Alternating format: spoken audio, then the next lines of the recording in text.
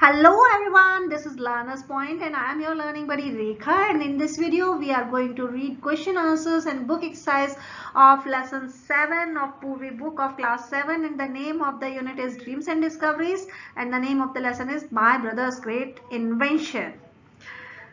Story हमने पढ़ ली है और हमें पता लगा है कि एक बड़े ही क्यूरियस से लड़के की स्टोरी है. Let us discuss now. Arrange the following events in the correct order of occurrence. जिस सीक्वेंस में ये घटनाएं हुई उसमें हमें अरेंज करना है इन सेंटेंसेस को. तो पहले आप इन सारे सेंटेंसेस को रीड कर लीजिए एक बार और फिर अरेंज कीजिए. पॉज कीजिए इस वीडियो को थोड़ी देर और अरेंज करने के बाद फिर चेक कीजिए कि क्या आपने सही सीक्वेंस में लगाए हैं. फर्स्ट क्या हुआ था?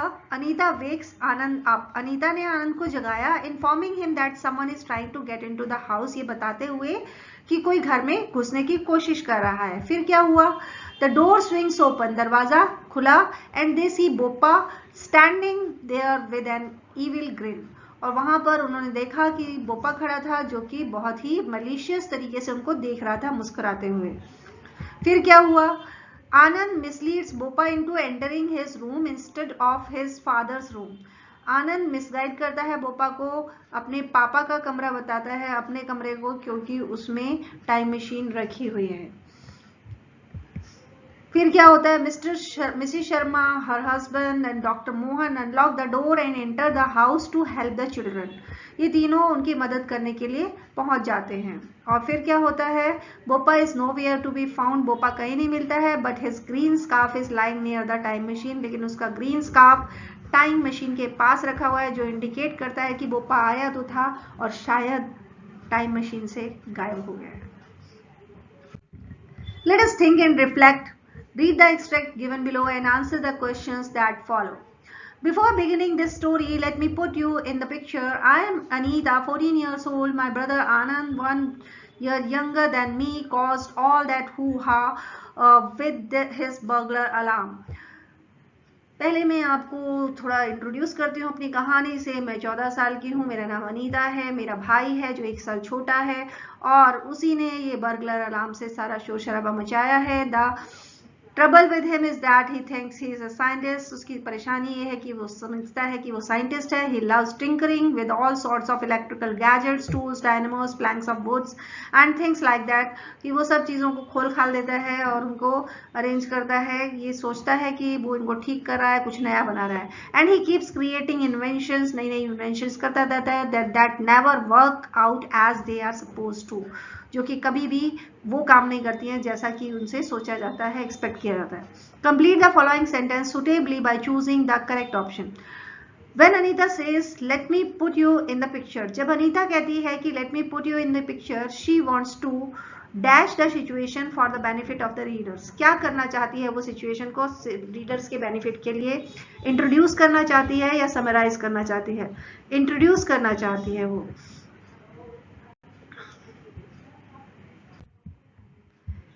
आनंद loves tinkering with all sorts of electrical gadgets.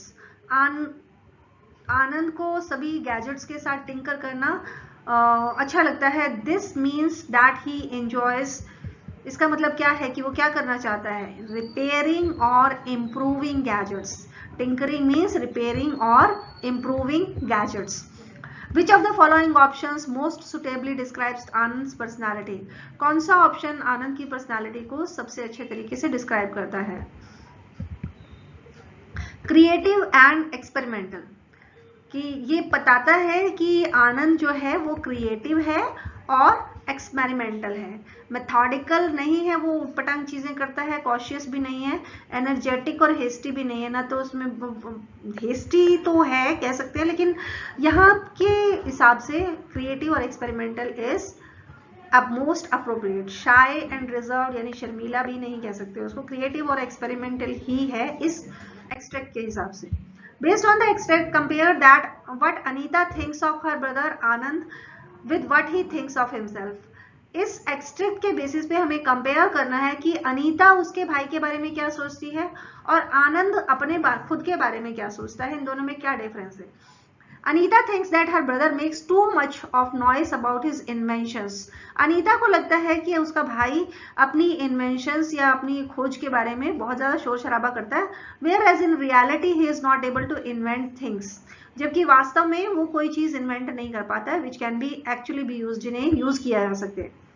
Anand thinks of himself as a scientist. Anand अपने आप को साइंटिस्ट समझता है and so he keeps on working with gadgets, और इसीलिए वो गैजेट्स के साथ काम करता रहता है, trying to create no inventions, नई नई खोज करने के लिए। तो दोनों में डिफरेंस ये है कि वो समझता है कि वो बड़ा साइंटिस्ट है, जबकि अनीता समझती है ये शोर ही मचाता है, करता धरता कुछ नहीं है, इसको कुछ नहीं आता। बड़ी बहनें ऐसी ही सोचती हैं छोटे भाई के बारे में। I was about to direct him upstairs when Anand said quickly that one next to this one. अब जब चोर ने पूछा कि तुम्हारे पापा का कमरा कौन सा है, तो आनंद ने अपने कमरे को बता दिया कि ये वाला कमरा है। You silly goose, I said angrily as soon as the man had gone. जैसे ही वो गया तो अनीता चिल्लाई कि तुम बेवकूफ, That's your room, he'll come back as mad as can be, कि वो तुम्हारा कमरा है, वो अभी जल्दी वापस आ जाएगा। At least it will give us some time to think of something. कम से कम हमें कुछ समय मिलेगा कुछ सोचने के लिए। आनंद said, आनंद ने कहा ठीक है, दूसरा रास्ता बता दिया, लेकिन कुछ टाइम मिलेगा तो हम कुछ कर लेंगे। He'll take a while to locate the light switch. Light switch ढूंढने में टाइम लगेगा उसे। Let us shout, चलो चिल्लाते हैं। All of a sudden there was a crash followed by a loud scream. अचानक एक क्रैश का साउंड आया, फिर बड़ी जोर से चीखने की आवाज आई। More strange noises emerge from the next room, और कुछ अजीब अजीब सी आवाजें आई। अ फ्यू मफल्ड थम्स, कुछ थम थम करने की आवाजें आई। एक ईरी वाइन कंप्लेनिंग की सी आवाज आई और हमिंग साउंड आया। Complete the sentence given below with a suitable reason, reason के साथ बताइए। Anita was angry with Anand, Anita Anand से गुस्सा थी। क्यों गुस्सा थी? Because Anand directed Bopa to his room, Anand ने बोपा को अपने कमरा बता दिया, जबकि वो पूछ पापा का कमरा रहा था। अब अनीता को गुस्सा इसलिए आया कि अभी ये वहां जाएगा, वहां देखेगा कि ये इनके पापा का कमरा नहीं है, फिर ये इसे और ज्यादा गुस्सा आएगा, ये फिर पता नहीं आके हमारे साथ क्या करे, इसलिए अनीता को गुस्सा आ रहा था आनंद पर। Which action of Anand shows his presence of mind? आनंद का कौन सा एक्शन शो करता है कि उसमें प्रेजेंस ऑफ माइंड है, बहुत स्मार्ट है वो। आनंद shows his presence of mind by directing बोपा to his room and not his father. अब प्रेजेंस ऑफ माइंड इससे पता चलती है कि उसने अपने फादर की बजाय अपने कमरे को बता दिया कि ये वाला पापा का कमरा है, क्योंकि पापा के कमरे में ही तो सामान रखा होगा जिसे चुराना है चोर को। उसने अपने लिए टाइम बचाने के लिए कि कुछ समय मिल जाएगा, बड़ी स्मार्टली एक्ट करते हुए अपना कमरा बता दिया कि ये पापा का कमरा है। What might be the cause of the strange noises emerging from the next room? अगले कमरे से जो आवाजें आ रही थी उसका क्या कारण था? The intruder moving furniture around, intruder furniture को हिला रहा था। Anand's time machine getting activated, यही कारण था, Anand's time machine getting activated. The intruder locating the light switch, Anand's invention malfunctioning, ये सब नहीं थे, असली कारण यही था क्योंकि बोपा गायब हो गया था वहां से।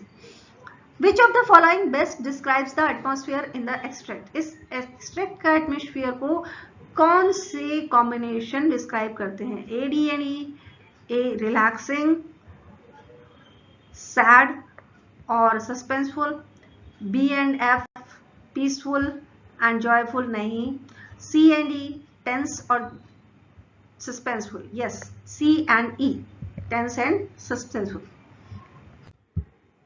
Complete the table with the suitable traits of the characters based on evidence from the text. Choose the traits given in the box below. अब यहाँ पर कुछ ट्रेट्स मेंशन किए गए हैं और हमें ये जो एविडेंस फ्रॉम द टेक्स्ट दिए गए हैं, टेक्स्ट में से सबूत जो दिए गए हैं उनमें से हमें बताना है कि कौन सी ट्रेट इस कैरेक्टर को बताती है, डिस्क्राइब करती है।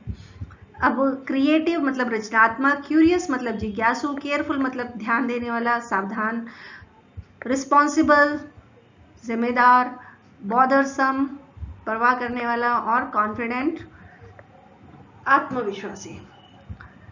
And this is not the first time he's got on Papa's nerves or frightened someone's half to death in the house. Bothersome मतलब परेशान करने वाला, तो ये पहली बार नहीं है कि उसने किसी को परेशान किया है, ये bothersome trait रिफ्लेक्ट होता है इससे। He loves tinkering with all sorts of electrical gadgets, tools, dynamos, planks of wood and things like that, and he keeps creating inventions. that never work out as they are supposed to. तो creating inventions already indicate कर रहा है कि ये creativity को indicate कर रहा है आनंद की. Nothing will go wrong this time, I have planned it out carefully, see the blueprint.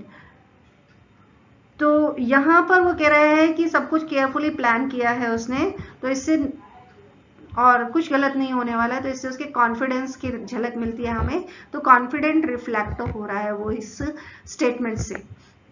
We are old enough to look after ourselves, हम इतने बड़े हो गए हैं कि हम अपना ध्यान रख सकते हैं. यहाँ पर अनीता का रिस्पॉन्सिबल होने वाला ट्रेट नजर आता है. But how does the alarm know that a burglar is opening the door. Alarm को कैसे पता चलेगा कि बर्गलर दरवाजा खोल रहा है. तो इसी क्यूरियोसिटी दिखती है कि कैसे पता चलेगा, बताओ. Now clean up this mess, अब ये सब साफ करो. तो ये क्या है, केयरफुलनेस दिख रही है उसकी. तो इस तरह से दोनों बच्चों के तीन ट्रेट्स हमें पता लगे. क्या, बॉदरसम परेशान करने वाला, क्रिएटिव और कॉन्फिडेंट. और अनीता क्या है, रिस्पॉन्सिबल, क्यूरियस और careful. Answer the following questions. What prompted Anand to create the burglar alarm.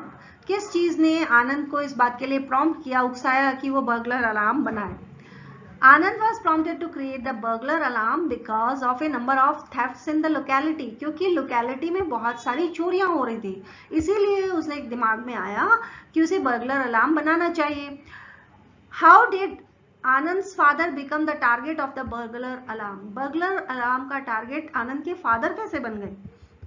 Anand's father became the target of the burglar's alarm as he always opened the door softly. क्योंकि आनंद ने burglar alarm को ऐसा बनाया था कि वो softly खोलने पर ही वर्क कर रहा था, और पापा हमेशा सॉफ्टली दरवाजे को खोलते थे, इसीलिए वो उसका टारगेट बन गए. How did Anand's parents and sister react to his ideas. Anand के पेरेंट्स और उसकी सिस्टर उसके आइडियाज को लेकर कैसे रिएक्ट करते थे. Anand's parents never encouraged him whereas his sister had to get involved. उसके पेरेंट्स उसे इनकरेज नहीं करते थे, लेकिन उसकी बहन को उसके साथ शामिल होना पड़ता था, यानी वो उसके साथ काम करती थी. How did Anand behave when he was on his inventive binges?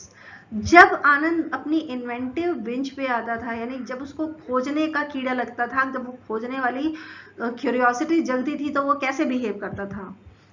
When Anand is on his inventive binges, he takes apart all the gadgets in the house to collect parts. जब वो अपनी इन्वेंटिव binges पे आता था, तो घर के जितने भी गैजेट्स थे उनको खोल खाल लेता था, उसको जिस तरह का पार्ट चाहिए होता था वो लेने के लिए.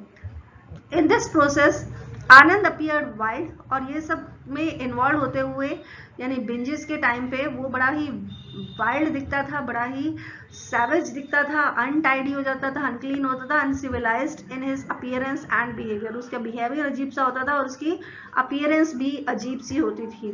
यहाँ पे अभी बताया था अनीता ने कि वो अपने बाल तक नहीं बनाता था जब तक वो उसकी माँ नोटिस ना करे, उसको कहे नहीं तो.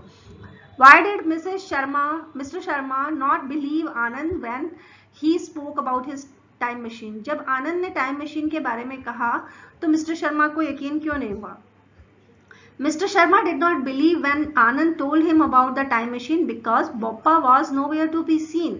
क्योंकि बोपा कहीं दिख ही नहीं रहा था, and he assumed that he had run out. और उन्होंने मान लिया कि वो भाग गया होगा. Give an ending to this story explaining what might have happened to Bopa. अब आपने पूरी स्टोरी पढ़ ली, तो उसके बाद आप जरा बताइए कि आखिर क्या हुआ होगा इस स्टोरी में. तो हमें क्या लगता है कि I assume that Bopa had travelled with the time machine, कि बोपा टाइम मशीन में ट्रैवल कर गया होगा and disappeared into the past through the time machine, और टाइम मशीन के थ्रू वो पास्ट में कहीं पर पहुंच गया होगा. Let us learn. कुछ नई चीजें सीखते हैं. Read the highlighted word in the following sentence. ये सेंटेंस दिया हुआ है, इसमें कुछ हाईलाइटेड वर्ड्स हैं, उनको पढ़ते हैं. It is quite simple. The moment the door opens, this alarm is stripped off and makes a clanging sound. Clanging sound. Clanging sound बोलते हैं जब कोई मेटल किसी चीज से टकराती है उसके साउंड को.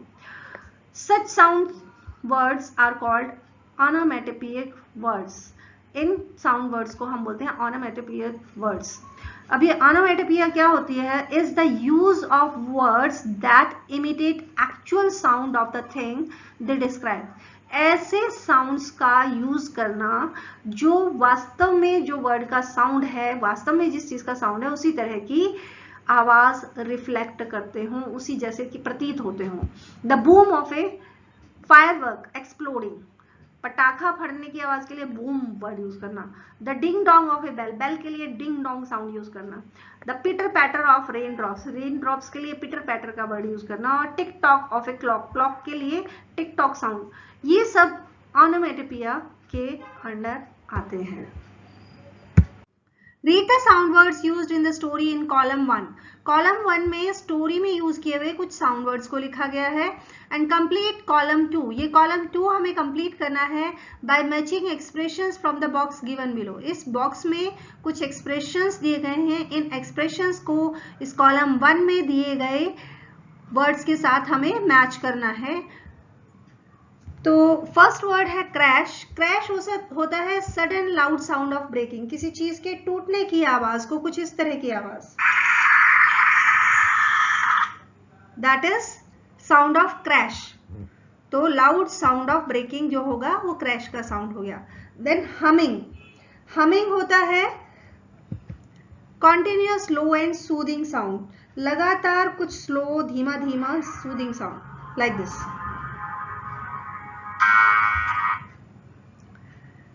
उसे हम कहेंगे हमिंग साउंड। नेक्स्ट इज हिस।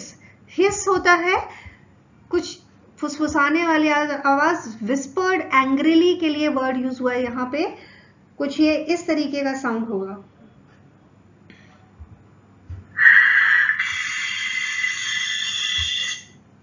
तो हिसिंग साउंड कुछ करके आवाज आएगी। देन हैमरिंग, देखिए अलग अलग साउंड्स को देखते हैं हम जरा।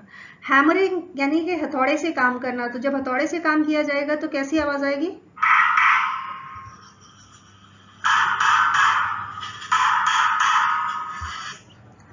देन सॉइंग, सॉइंग का मतलब होता है आरी से काम करना, तो आरी से जब काम होगा तो आवाजें कैसी आती हैं?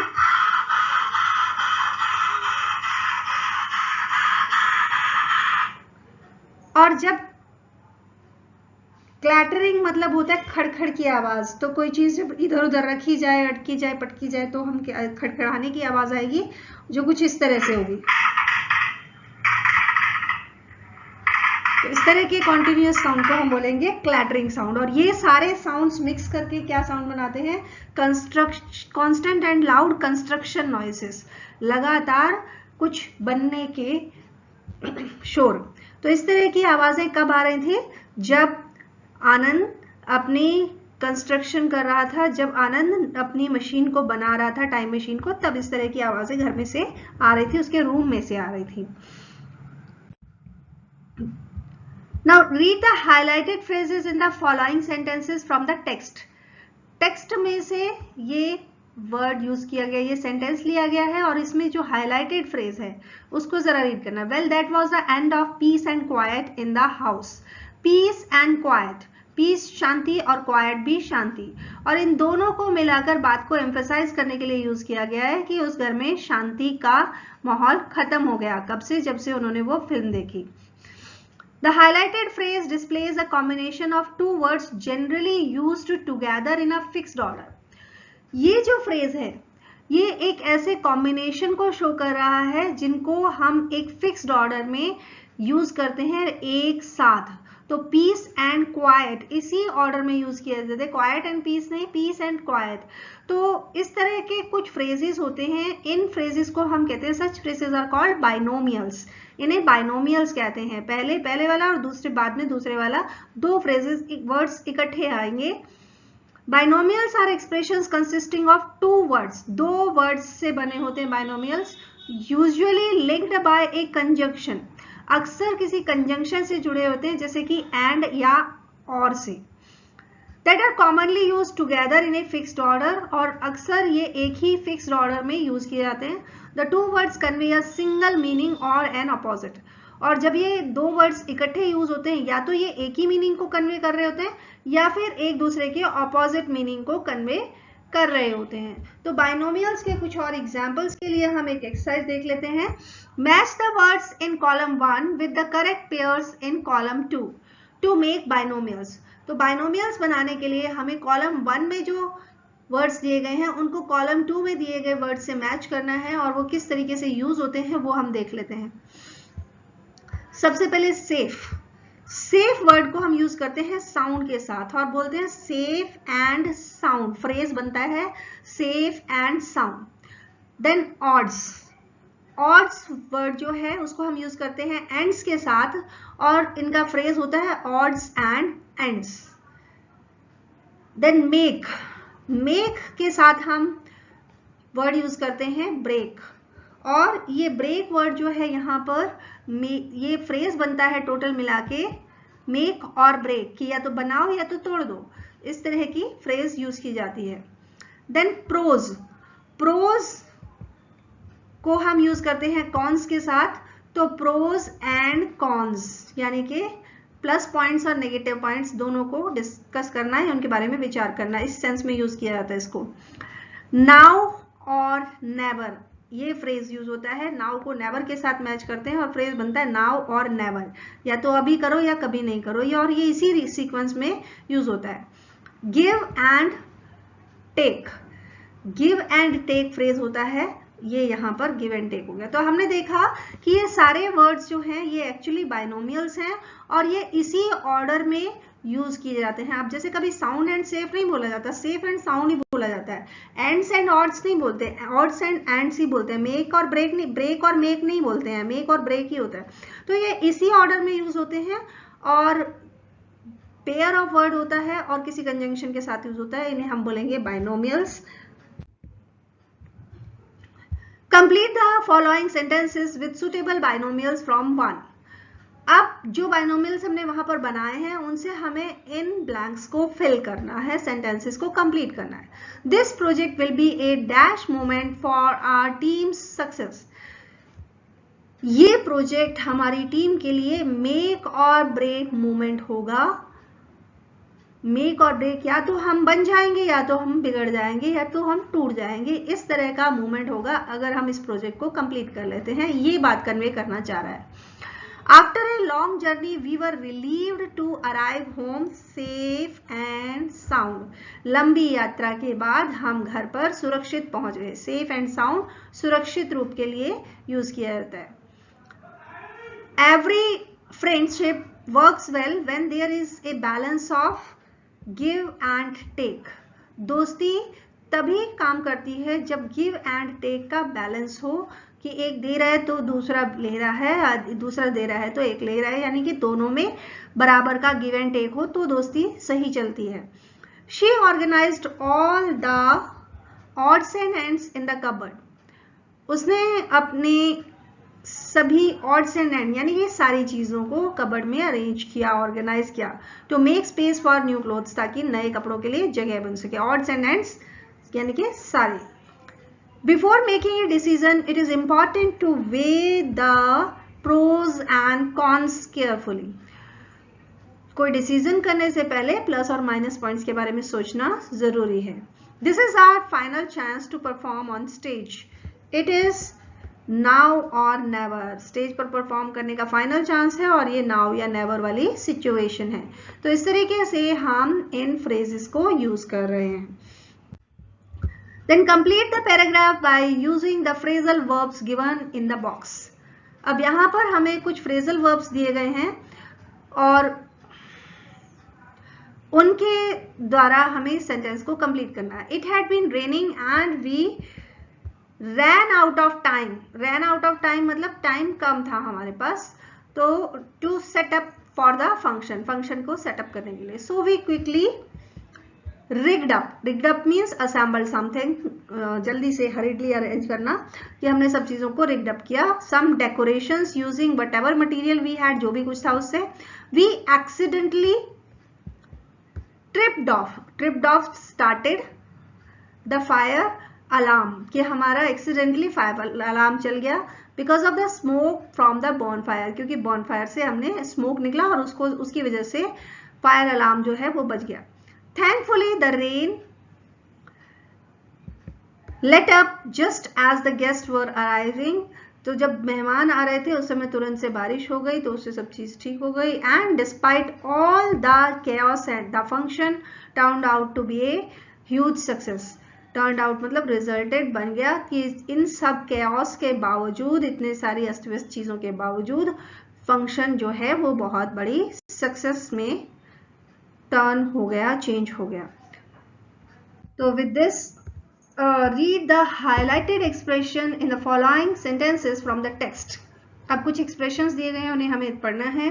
And this is not the first time he has got on Papa's nerves or frightened someone half to death in the house. The highlighted expressions are called idioms. ये जो words use किए गए हैं, phrases use किए गए हैं, इन्हें हम idioms कहते हैं। An idiom is a phrase or an expression that has a meaning different from the literal meaning of the individual words.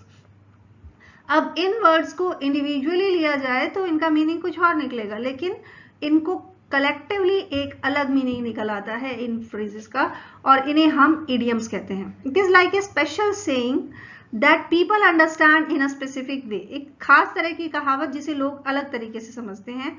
For example, it is raining cats and dogs means it is raining very heavily. For example कि अगर कोई कहता है कि it is raining like cats and dogs, तो ऐसा नहीं है कि कुत्ते बिल्ली बरस रहे हैं, बल्कि इसके कहने का मतलब ये है कि बहुत तेज बारिश हो रही है, और लोग समझ जाते हैं अगर ये कहा जाए it is raining like cats and dogs कि बहुत ज्यादा तेज बारिश हो रही है। Complete the sentences by filling in the blanks with suitable idioms from the text given in the box below. अब इस बॉक्स में कुछ idioms दिए गए हैं और इन blanks को हमें fill करना है इन idioms को यूज करते हुए। Shekhar knew he would dash for breaking his mother's favorite flower vase. तो Shekhar knew he would get a shelling. Get a shelling means to get a criticism या डांट पड़ने की सेंस में हम इसको यूज करते हैं। तो शेखर को पता था कि उसे डांट पड़ेगी अपनी माँ का फेवरेट वास तोड़ने के लिए। We fell over ourselves trying to help the injured dog and get it to vet as quickly as possible. Fell over ourselves मतलब होता है to feel over excited, बहुत ज्यादा एक्साइटेड हो जाना, कि हम सब बड़े एक्साइटेड थे उस इंजर्ड डॉग को, जो डॉग चोट खा गया था, उसको जल्दी से वेट के पास ले जाने के लिए। Fazy distracted Kanchan leaving the coast clear. Leaving the coast clear, coast वैसे तो बंदरगाह को बोलते हैं, लेकिन ये leaving the coast clear phrase जो है, इडियम जो है, इसका मतलब होता है कि किसी के ध्यान को डाइवर्ट कर देना ताकि दूसरा इंसान कुछ काम कर सके। तो लीविंग द कोस्ट क्लियर मतलब रास्ता साफ कर दिया। फेजी डिस्ट्रैक्टेड कंचन, कंचन को फेजी ने डिस्ट्रैक्ट किया और हमारा रास्ता साफ कर दिया। For us to get inside the room, ताकि हम कमरे में चले जाएं। To prepare the birthday surprise, क्योंकि उसके लिए हमें बर्थडे सरप्राइज तैयार करना था। The constant power fluctuations during meeting can get us on our nerves. Get us on our nerves means irritate, परेशान कर देना। तो कांस्टेंट पावर फ्लक्चुएशन, लगातार पावर फ्लक्चुएशंस होने से, मीटिंग में होने से क्या हुआ, हम क्या हो सकते हैं, हमें इरिटेशन हो सकती है, हम परेशान हो सकते हैं। When I am alone at home, any unexpected loud noise in the night can frighten me to death. कि जब मैं घर पर अकेला होता हूँ तो रात के समय अगर कोई अनएक्सपेक्टेड आवाज आ जाए तो मैं डर जाता हूँ, बेहद डर जाता हूँ की सेंस में frighten me to death idiom का यूज किया जाता है। Read the highlighted words in the given sentence. It was indeed the fellow who had recently begun sweeping out the compound in a row of houses. It was indeed. तो ये was जो है, ये क्या है, ये past action है, और who had recently begun sweeping, had begun जो है ये उससे भी पहले वाला काम हुआ है। तो इस सेंटेंस में एक्चुअली हमें दो फ्रेजेस बताए गए हैं, दो वर्ब्स हैं, इट वॉज और ये इट हैड बिगन। तो दो तरह के काम हो गए यहाँ पर। एक काम पहले पास्ट में हुआ और दूसरा उससे भी पहले हुआ। तो जो काम पहले हुआ उसमें हम लगाते हैं had plus third form of verb, और जो काम बाद में हुआ उसमें लगाते हैं सिंपल पास्ट यानी कि सेकेंड फॉर्म ऑफ वर्ब। तो here we refer to two complete actions, the recent past now action जो अभी हुआ new action, and the latter past old action जो पहले हुआ। तो ये एक्शन पहले हुआ और ये एक्शन बाद में हुआ। तो न्यू एक्शन क्या है, ये वाला है, और ये पुराना एक्शन ये वाला है। Underline the verbs in simple past and past perfect tense for the following sentences from the text. Text में से कुछ सेंटेंसेस दिए गए हैं, आपको उनमें से सिंपल पास्ट और पास्ट परफेक्ट को अंडरलाइन करना है। माँ हैड रश्ड, तो had rushed in the sea into see what the racket was all about and found papa standing there sopping wet and scowling. तो पहले काम क्या हुआ, माँ के वहां पर पहुंचने का, हैड रश्ड, और उसके बाद क्या हुआ कि what the racket was, कि ये शोर शराबा क्यों हुआ, शोर शराबा बाद में हुआ, was and found, और उन्होंने पाया। तो ये यहाँ पर हमने verbs ढूंढी। आनंद had vanished by this time and reappeared only after dinner when papa had cooled down. तो had vanished मतलब गायब हो चुका था, पहले ये काम हुआ, फिर reappeared वापस होने का काम बाद में हुआ, और उसके reappear होने से पहले पापा के cool down होने का काम हो चुका था। तो इस तरह से हमने simple past और past perfect tense का यूज किया। Fill in the blanks with the simple past or past perfect form of the verbs given in the brackets.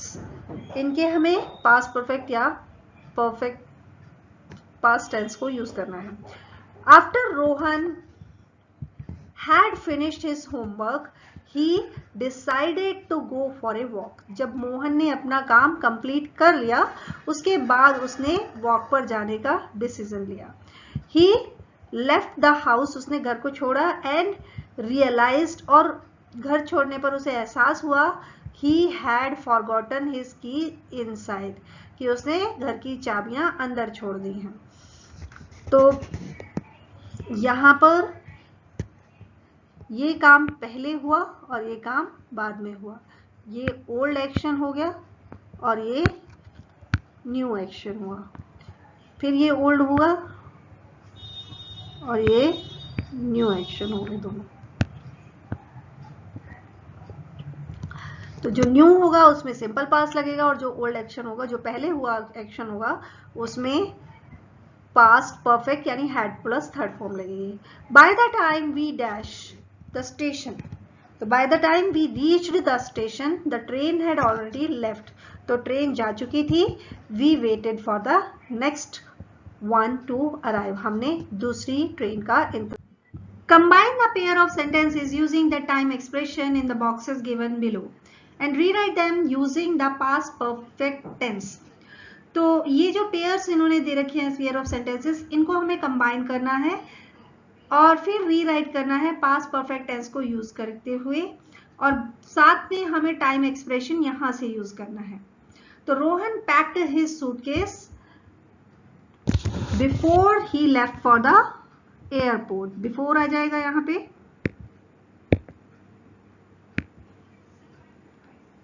अब यहां पे टाइम एक्सप्रेशन क्या होगा, we started work before he arrived in the morning, तो यहां पे before आएगा। And next they set up the tense, by the time आएगा, और the students became quiet when they heard the teacher coming, and the villagers left the village before the flood submerged. अब जरा इनमें हमें past perfect tense का use करना है according to the situation. जरा सेंटेंसेस देख लेते हैं। फर्स्ट सेंटेंस होगा Rohan had packed his suitcase before he left for the airport, पहले बैग पैक किया उसके बाद फिर वो एयरपोर्ट गया। When we had started work before he arrived in the morning, पहले हमने काम शुरू कर दिया था और वो उसके बाद आया। They had set up the tents by the time the others bought food and medicine, उन्होंने टेंट लगा लिए थे जिस समय तक बाकी सब लोग फूड और मेडिसिन लेकर आए। द स्टूडेंट्स बिकेम क्वाइट, बच्चे शांत हो गए। When they heard the teacher coming, जब उन्होंने टीचर के आने की आवाज सुनी। The villagers had left the village before the flood submerged the entire area, पूरा एरिया पानी से भरने से पहले ही विलेजर्स गांव को छोड़ चुके थे। तो इस तरह से हमने कुछ टाइम एक्सप्रेशंस को बीच में लगाते हुए पास्ट और पास्ट परफेक्ट को यूज करते हुए सेंटेंसेस बनाए। Now let us speak. Read the following sentences from the text. As usual, I had to be involved. हमेशा की तरह मुझे शामिल होना पड़ा। Though I would have preferred to finish my novel. हालांकि मैं पहले अपना नॉवल फिनिश करना चाहती थी। We are old enough to look after ourselves. माँ, I said. हम अपना ध्यान खुद से रख सकते हैं माँ, मैंने कहा। The words through is pronounced to rhyme with the word low. Sorry, though is pronounced to rhyme with the word low. तो दो जो है वो लो की तरह बोला जाता है, जबकि इनफ पफ की तरह बोला जाता है। यानी दोनों वर्ड्स में हम देखते हैं कि OUGH आने के बावजूद इनकी प्रोनाउंसिएशन बिल्कुल डिफरेंट हो जाती है। In English there are many words ending with OUGH. बहुत सारे वर्ड्स होते हैं जो इस एंडिंग के होते हैं, which are pronounced very differently. लेकिन उनके साउंड एकदम अलग अलग आते हैं। जरा इन सेंटेंसेस, इन वर्ड्स को पढ़ते हैं। देखिए, इसको बोलेंगे बाउ, ये थ्रू है, ये थॉट है। डो, कॉफ, फ्लो, तो इनको ये कहते हैं। Now work in pairs, pronounce these words out aloud and put them in the correct boxes. इनको अलग अलग बॉक्सेस में लिखना है। तो यहां पर आ गया थ्रू, डबल ओ का साउंड आ रहा है थ्रू में। यहां पर कॉफ में ऑफ का साउंड आ रहा है। डो में ओ का साउंड आता है, जबकि प्लो में प्लाउ का साउंड आता है। और बाव में बा का आओ का साउंड आता है। ठीक है। Read the story given below aloud. अब यहाँ पर एक स्टोरी दी है, check the correct pronunciation with the teacher. अब यहाँ पर आपको OUGH से एंडिंग वाले कई सारे वर्ड्स दिए गए हैं, लेकिन हमें इसको रीड करके करेक्ट प्रोनाउंसिएशन सीखनी है। देखिए, in spite of a nagging cough, nagging परेशान करने वाला, कॉफ की वजह से, खांसी की वजह से, the woman continued working in her farm, वो महिला अपने खेत में फिर भी काम करती रही। Right through the rough weather, right through rough weather, बुरे मौसम में भी। She filled up the trough, उसने ट्रफ को भरा। With water for her cows, पानी से अपनी गायों के लिए। And ploughed the fields to plant the seeds, और बीज लगाने के लिए खेतों में हल चलाया। She then plucked some raw mangoes from a low bough of a mango tree, और फिर उसने आम के पेड़ की एक नीची डाली से, बाउ मीन्स डाली से कच्चा आम तोड़ा। To make a spicy chutney, एक मसालेदार चटनी बनाने के लिए। Though the day had been tough, हालांकि दिन बहुत मुश्किल था। शी स्माइल्ड पीसफुली, वो बहुत शांति से मुस्कुराती रही। As she had already prepared dough, और क्योंकि उसने पहले से ही आटा लगा लिया था। To make enough rotis for dinner, dinner का खाना पकाने के लिए। तो इस तरह से देखिए अलग अलग वर्ड्स की प्रोनाउंसिएशन हमने सीखी। Now try saying the tongue twister fast as many times as you can clearly. ये आपको एक टंग ट्विस्टर दिया है जिसको आपको एक फन के तौर पर यूज कर सकते हैं, अपने दोस्तों से बोलने के लिए कह सकते हैं। The boy with the tough dough on the rose bough fell in the trough and caught a cough. The boy with the tough dough on the rose bough fell in the trough and caught a cough. तो इस तरह से आप टंग twisters को use कर सकते हैं आपस में फन के लिए, खेल के लिए। आई होप कि आपको ये बुक एक्सरसाइज समझ आई होगी और क्वेश्चन आंसर्स भी समझ आए होंगे। अगर आपको कहीं पर किसी भी तरह का कोई डाउट है, कोई चीज़ समझ नहीं आई है, तो आप कमेंट बॉक्स में लिख करके मुझे अपनी क्वेरीज भेजिए। I'll be very grateful. I will surely reply your queries. And I hope you will keep studying, keep learning. Be happy, have fun. Bye bye.